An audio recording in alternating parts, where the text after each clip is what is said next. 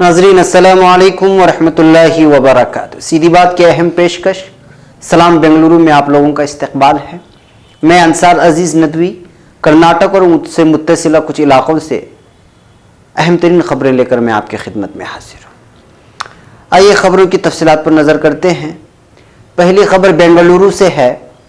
बेंगलुरु के केम्पेगौड़ा बैनुल-अक़वामी हवाई अड्डे पर गुज़रते अय्याम के साथ एयर ट्रैफिक बढ़ती ही जा रही है और दिन ब दिन के इजाफे के दौरान मुसाफिरों की जानिब से अपने बैगेज, तोहफे और लगेज भूलकर या छोड़कर जाने के मामले में भी सामने आ रहे हैं। बताया जा रहा है कि एक साल के दौरान यानी 2017 से 18 के दरमियान जुमला 20,413 अशिया मुसाफिरों की जानिब से भूलकर या फिर छोड़कर चले गए हैं। इसमें से अब तक 14,727 अशिया के मालिकान दावा नहीं किया है दफ्तर में पहुंचकर। इनमें से बहुत सारी अशिया वो हैं जिसका हवाई अड्डों पर या फिर तैयारों पर ले जाना CISF की जानिब से ममनू है। इसमें कई चीज़ें इलेक्ट्रॉनिक की हैं तो कुछ बच्चों के खिलौने, सफरी अशिया, फिर सन ग्लासेस वगैरह मौजूद हैं। एयरपोर्ट अथॉरिटी का कहना है कि नशिया पर दावा करने की मुद्दत 90 दिन है और अब ये मुद्दत ख़त्म हो चुकी है, तो इन अशिया को किसी वेलफेयर ट्रस्ट के हवाले की जाएंगी या फिर स्टाफ के माबैन बोली लगाई जाएगी। जो खरीद तो खरीद सकते हैं। अगर आप लोगों में से कोई किसी चीज़ को एयरपोर्ट में भूला हो तो इस नंबर पर रब्ता कर सकते हैं 08066782257 या फिर 08066782257।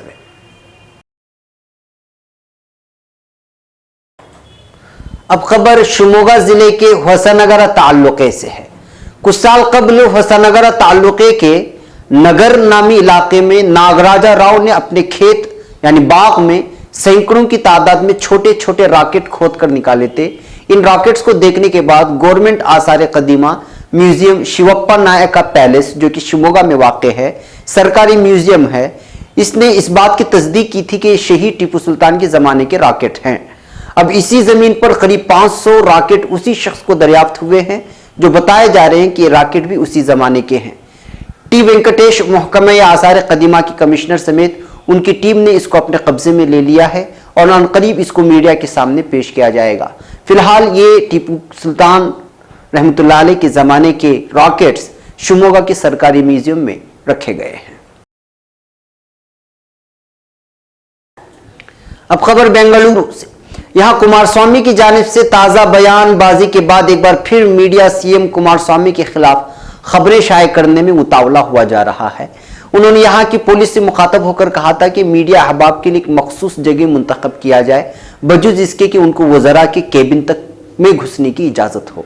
इससे पहले एक बयान में CM कुमारस्वामी ने सहाफ़ियों से ये कहते हुए नाराज़गी जताई थी कि लगता है कि तुम लोग वज़रा और मुझ पर लदे जा रहे हो, हाथों में माइक पकड़कर किसी भी टॉपिक पर कभी भी सवाल कर लेते हो, ये नहीं देखते कि सामने वाला इस जवाब के लिए तैयार है या नहीं, और बाज़ दफ़ा ऐसे मौके पर सवाल करते हो जब हम लोगों को कहीं जाने की जल्दी होती है। उन्होंने कहा कि यह सही तरीका नहीं है, हर एक को अपनी जिम्मेदारी का एहसास है और होना चाहिए। उन्होंने कहा कि मीडिया अहबाब की तरफ से होने वाली कोताहियों को देखते हुए आप लोगों के लिए विधानसभा में एक मखसूस कमरा दिया जाएगा और जब कभी वज़रा को आपसे मुखातब होने की जरूरत पड़े तो वो आपको बुलवा लेंगे। एक और खबर बेंगलुरु से। एक शख्स जो यहाँ की एक कंपनी में बरसरे रोजगार है, उसने ई-कॉमर्स फ्लिपकार्ट जो कि एक ऑनलाइन शॉपिंग कंपनी है, इस पर धोखाधड़ी का इल्जाम लगाते हुए मुकदमा दायर कर दिया है। इत्तलाआत के मुताबिक अमित कुमार गार्ग जो कि बसवा नगर का मुकीम है, ये फ्लिपकार्ट के ऑनलाइन शॉपिंग साइट में 20 ग्राम का गोल्ड कॉइन खरीदा था जिसकी जुमला मालियत 61,755 रुपये बताई गई है। 8 दिसंबर को ऑर्डर किया गया तो 28 दिसंबर को PVC लॉजिस्टिक के जरिए एक पार्सल पहुंचा और डिलीवरी बॉय के सामने बॉक्स खोला गया तो वो बॉक्स पूरी तरह खाली था। डिलीवरी बॉय से इस सिलसिले में सवाल किया गया तो वो कंपनी में शिकायत करने की बात कही थी। इस शख्स ने CCTV कैमरे के फुटेज और दीगर डॉक्यूमेंट्स भी कंपनी में जमा कर दिए थे, मगर इसके बावजूद कंपनी की जानिब से कोई भी तसल्ली बख्श जवाब न मिलने की वजह से अब मुतल्लिका शख्स ने कंपनी और PVC लॉजिस्टिक कंपनी के खिलाफ पुलिस थाने में शिकायत दर्ज कर दिया है। अब खबर कोलार से। ताइवान की मशहूर तिजारती कंपनी वेस्टर्न टेक्नोलॉजी जो कि आईफोन तैयार करती है, इस कंपनी ने अपने ऑफिशियल स्टेटमेंट में कहा है कि वो कोलार के नरसापुरा इंडस्ट्रियल सेक्टर में 3000 करोड़ रुपए इन्वेस्टमेंट करने जा रही है, जहां आईफोन यूनिट तैयार होगी। इस बयान के बाद चीफ मिनिस्टर कुमारस्वामी ने वेस्टर्न कंपनी की टीम से कहा है कि वो प्रपोजल पेश करे ताकि उनके लिए जमीन मुहैया कराए जाने की तैयारी कर सके। बेंगलुरु से 100 किलोमीटर की दूरी पर वाक़ नरसापुर इंडस्ट्रियल सेक्टर, यहां एक यूनिट खुलेगी। वेस्टर्न कंपनी के इंडिया हेड गुरुराज ने बताया है कि यूनिट 43 एकड़ जमीन पर बनेगी और उसकी वजह से 10,000 से भी ज्यादा लोगों के लिए रोजगारी के मौके फराहम होंगे। स्टेट रेवेन्यू के वजीर आरवी देशपांडे ने कहा है कि एक हफ्ते के अंदर एग्रीमेंट पर दस्तखत भी हो जाएंगे। अब खबर शिमोगा से। डीसीसी बैंक के चीफ आरएमएम मंजुनाथ गौड़ा ने साबिक रुकन कमने रत्नाकर के उन तमाम इल्जामात को बेबुनियाद करार दिया है जिसमें रत्नाकर ने सोने पर कर्जा दिए जाने के मामले को सीबीआई के जरिए जांच करवाने का मुतालबा किया था। मंजुनाथ गौड़ा का कहना है कि गुज़श्ता 3 सालों से 12.33 करोड़ का डीसीसी को नफा हुआ है, लेकिन रत्नाकर झूठे इल्जामात के जरिए बैंक को नुकसान पहुंचाने की कोशिश कर रहे हैं, जबकि बैंक के 4 लाख से ज्यादा ग्राहक हैं। बैंक के जरिए तमाम किसानों को कर्जा जारी किया गया है। असेंबली इंतखाबात के मौके पर भी रत्नाकर ने बैंक के खिलाफ बेबुनियाद इल्जामात आयद किए थे। जब इल्जामात आयद किए गए थे तो मैंने इस्तीफा दे दिया था। इल्जामात साबित न होने पर दोबारा सदर का ओहदा संभाला है। डीसीसी बैंक तो खुद सीओपी तफ्तीश करवा चुकी है और रिपोर्ट को पेश किए हुए भी 2 साल का अरसा गुजर चुका है। इसके बावजूद रत्नाकर बेबुनियाद इल्जामात लगाने और लोगों को गुमराह करने से बाज नहीं आ रहे हैं। रत्नाकर को चाहिए कि अपनी सियासत को बैंक के मामले से दूर रखे। इस मौके पर जेडीएस की रियासती leader M Srikanth, corporation mayor Nagaraj भी मौजूद थे। एक और खबर बेंगलुरु से। 12 साल शशांक ने आज खाकी वर्दी पहनकर वीवीपुरम पुलिस थाने में एक दिन के लिए चार्ज संभाल लिया है। जी हां, इस 12 साल लड़के का नाम शशांक है और ये थैलासीमिया नामी एक मुहलिक मर्ज में मुब्तला है। वो वाणी विलास अस्पताल में जेर इलाज है। इसकी ख्वाहिश है कि वो बड़ा होकर पुलिस थाने का इंचार्ज बने। इसी के चलते उसकी ख्वाहिश पूरा करने के लिए साउथ डिवीजन के डीसीपी एसटी शरणप्पा ने एक दिन के लिए इंचार्ज बनाने की इजाजत दी थी। जीप से लड़के को पुलिस थाने लाने के बाद तमाम स्टेशन स्टाफ का तारुफ कराया गया और लॉकअप के साथ साथ दीगर हथियारों के कमरों का भी दीदार करवाया गया। शशांक को वापस अस्पताल छोड़ते वक्त डीसीपी शरणप्पा ने उसे एक खिलौना और पिस्तौल वॉकी टॉकी तोहफे में दिया। उम्मीद जाहिर की कि बच्चा फौरी सेहतयाब हो जाए। शशांक ने यह मौका दिए जाने पर पुलिस इंतजामिया का तहे दिल से शुक्रिया अदा किया है। अब खबर बेंगलुरु से।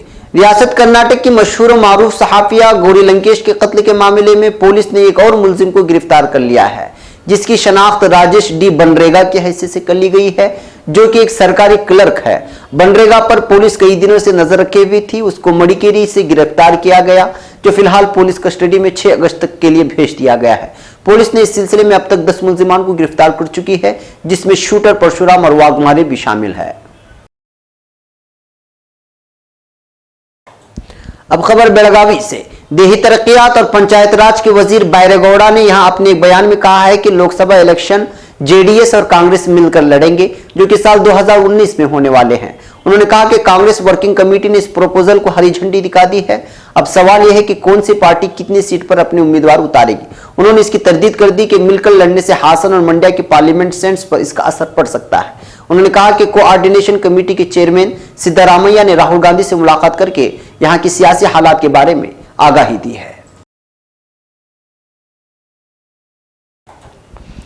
एक और खबर बेंगलुरु से। अब कर्नाटक की मशहूर सॉफ्टवेयर कंपनी विप्रो रियासत में फिजाई आलूदगी से निपटने के लिए बिलखुसूस बेंगलुरु शहर में कर्नाटक सरकार की मदद करेगी।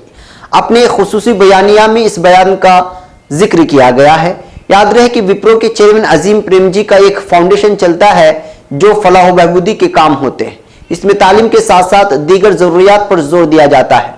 अजीम प्रेमजी ने वजीर आला कुमारस्वामी से मुलाकात के दौरान इस बात की यकीन दहानी की है कि वो फिजाई आलूदगी से निपटने के लिए जितना मुमकिन हो सके वो कोशिश करेंगे। अब खबर मडिकेरी से। यहां मडिकेरी के अंजनेया मंदिर में 21 जुलाई को डाका डालने वाले 4 डकैतों को पुलिस ने हिरासत में ले लिया है। गिरफ्तार शुदगान की शनाख्त सुरेश संटीकोप्पा, सुभाष केरला, सुरेश नारायण हंसूर और कुमार हासन की हैसियत से कर ली गई है। ये लोग 21 जुलाई को मंदिर का ताला तोड़कर डोनेशन बॉक्स में मौजूद रकम और फिर मंदिर के सामने पार्क की गई एक बाइक लेकर फरार हो गए थे। पुलिस ने सीसीटीवी कैमरे की फुटेज देखकर डकैतों को पकड़ने में कामयाब हुई है। इनके पास मौजूद 32,000 रुपए पुलिस ने जब्त कर लिए हैं। अब खबर टुमकुरू से है।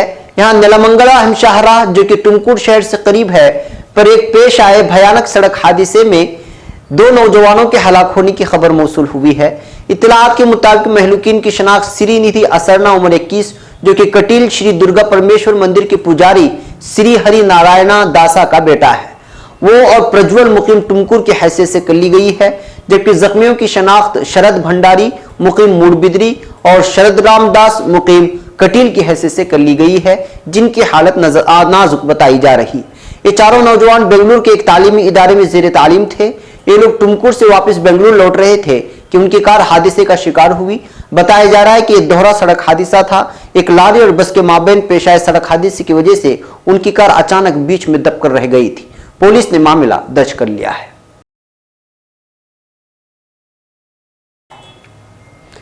नाज़रीन, सलाम बेंगलुरु में आज के लिए इतना ही। इंशाल्लाह कल फिर आपसे मुलाकात होगी सलाम बेंगलुरु के अहम पेशकश में। तब तक के लिए इजाजत दो। अस्सलाम वालेकुम रहमतुल्लाहि व बरकातहू।